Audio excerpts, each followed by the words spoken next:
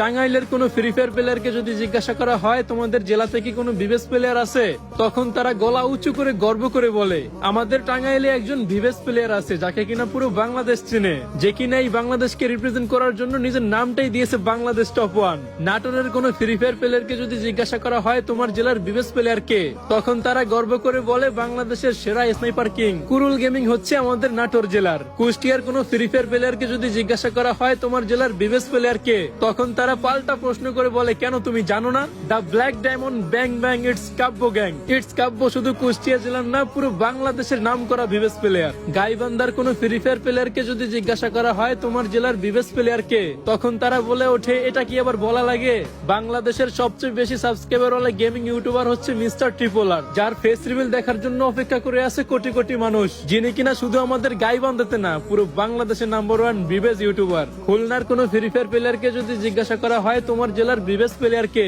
তখন তারা এক কথায় বলে ওঠে বর্তমানে টিকটকে যে কাপাইতাছে ট্রেন্ডিং সেই আমাদের খুলনা জেলার একমাত্র বিবেস ইউটিউবার একেএম মিরাজ গেমিং। নোয়াখালীর কোনো প্লেয়ারকে যদি জিজ্ঞাসা করা হয় তোমার জেলার বিবেস প্লেয়ার কে, তখন তারা বলে ওঠে আমার জেলার বিবেস প্লেয়ার হচ্ছে জিডব্লিউ সিয়াম ভাই। আর আমাকে যখন কেউ জিজ্ঞাসা করে যে তোমাদের ভোলা জেলার বিবেস প্লেয়ার কে, তখন আমি হতাশা ভরা চোখ নিয়ে নিচের দিকে তাকিয়ে বলি আমাদের ভোলা জেলায় কোনো বিবেস প্লেয়ার নাই। তোমাদের কার কার জেলায় কোনো বিবেস প্লেয়ার নাই আর কার কার জেলায় কোন কোন বিবেস